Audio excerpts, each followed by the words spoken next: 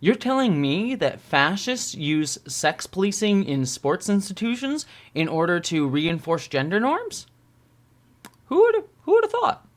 Hello, interwebs. I hope you are all doing well. And today I want to do something a little bit special, which is do a book recommendation slash review for all of you of a nonfiction book that I ended up really, really loving. And I want to kind of proselytize it to all of you as much as I possibly can, because I really think not only is it a really interesting read, but one that is very pertinent to so many of the things happening right now, specifically around trans people, but also in terms of what's happening in the United States and worldwide with the growing authoritarian and fascist movements that we're seeing around the world, in terms of how they are, policing gender through focus on transgender people. So all that is to say, I am here to recommend this amazing book called The Other Olympians: Fascism, Queerness, and the Making of Modern Sports by Michael Waters. I briefly mentioned this book and actually quoted from it in my latest video essay over on my main channel, but I want to take a little bit more time to kind of talk about it on its own terms rather than putting it in the middle of like a 2.5 hour video or whatnot, so that I could really just tell you how great I think this book is.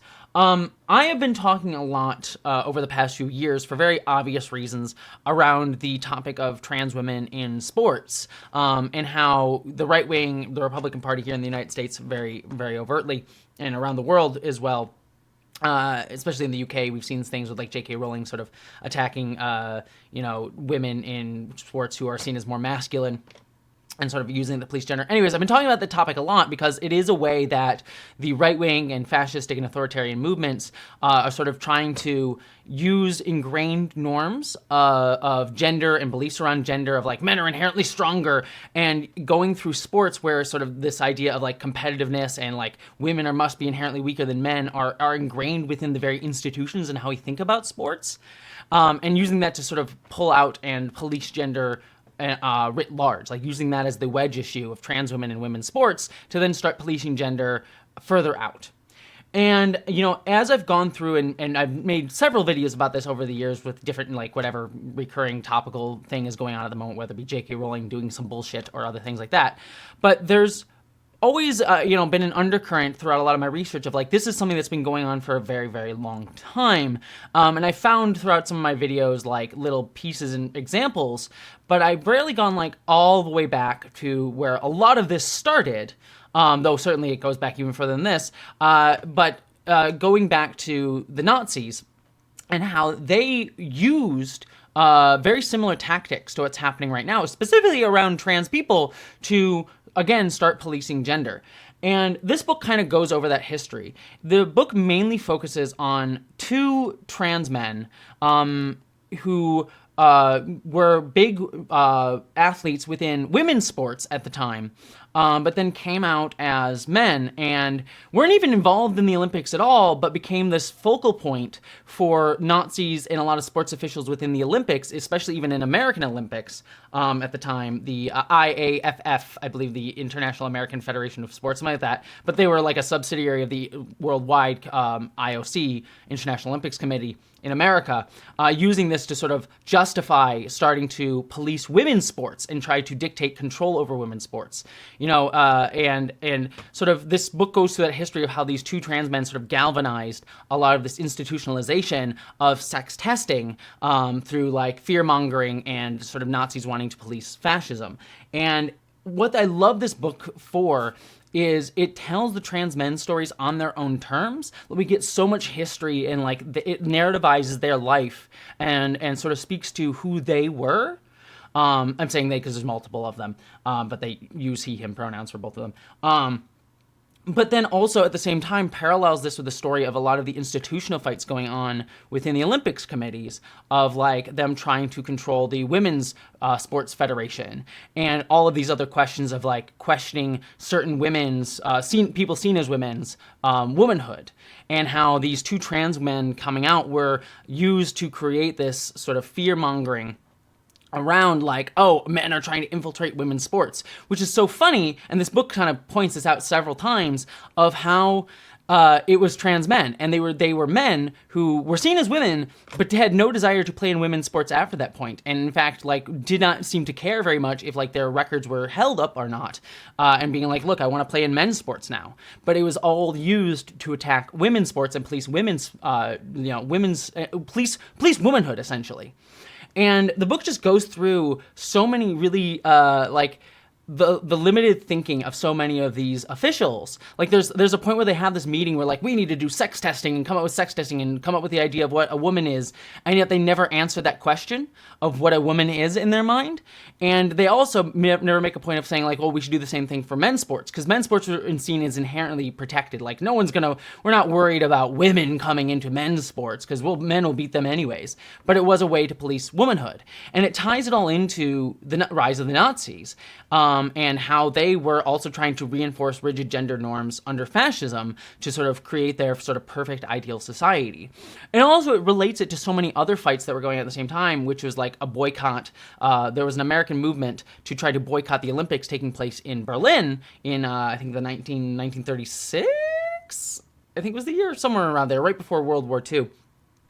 The Berlin Olympics, and how so many, Olympics officials in America were like, no, they were not doing anything to the Jews. They're great.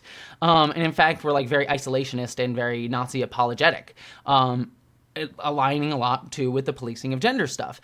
And this book just does such a great job of just taking all of these disparate threads.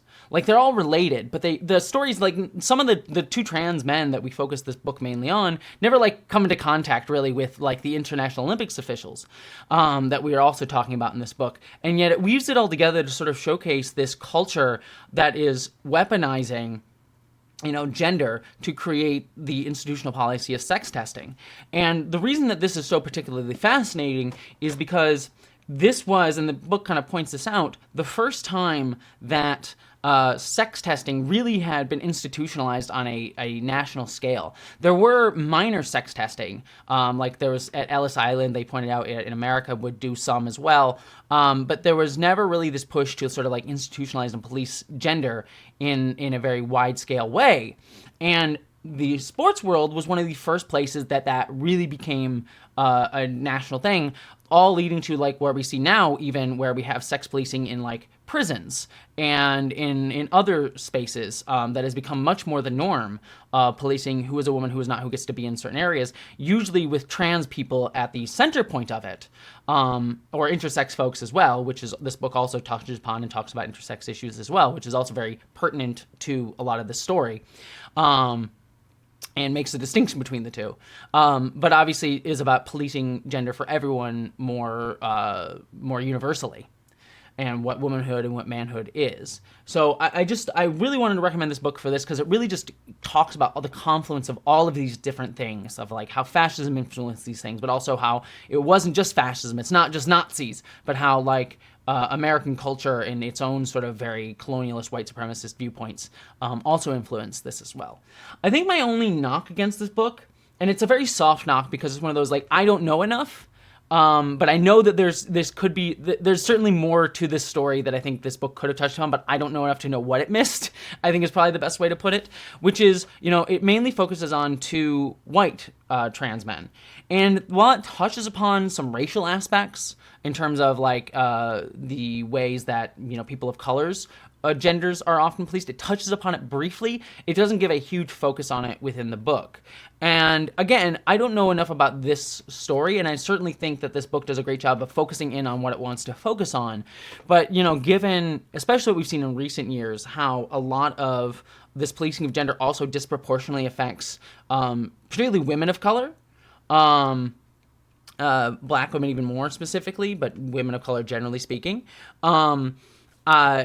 I think that there has to be an element of that history around this that I don't think the book goes into very deeply. Again, maybe I'm wrong. Maybe there is nothing there, but the culture of white supremacy and sort of dictating what a woman has to be in contrast to blackness and black womanhood and black masculinity as well, to devalue it and sort of say like black women are more inherently more masculine. Like, that's such a core part of a lot of this rhetoric that is built in from colonialism, that I would be shocked if there wasn't some element of that story that happened around this time period that we don't get to really delve into here. Again, I don't know what I don't know, so certainly I think there's maybe I'm wrong, but I think like it's one of those like I just wish it would have been a thread that could have been touched upon or poked a little bit more in this book. I didn't necessarily need it to focus on it, but I think it could have drawn out that connection probably a little bit more, just given how pertinent a lot of the discussion is here in this book. That's not hating on this book. Again, like, you know, it's focusing on what it wants to focus on, but I certainly think that that is a big element of it.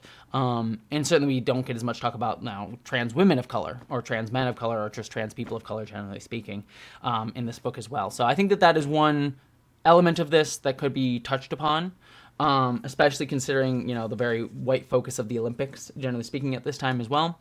But on the whole, I thought this was a phenomenal book. It is so incredibly well written. Like, it is a nonfiction book, it is, but it reads very easily. Like, I read a lot of like big philosophy textbooks and like works that are like very hard to get into and hard to read.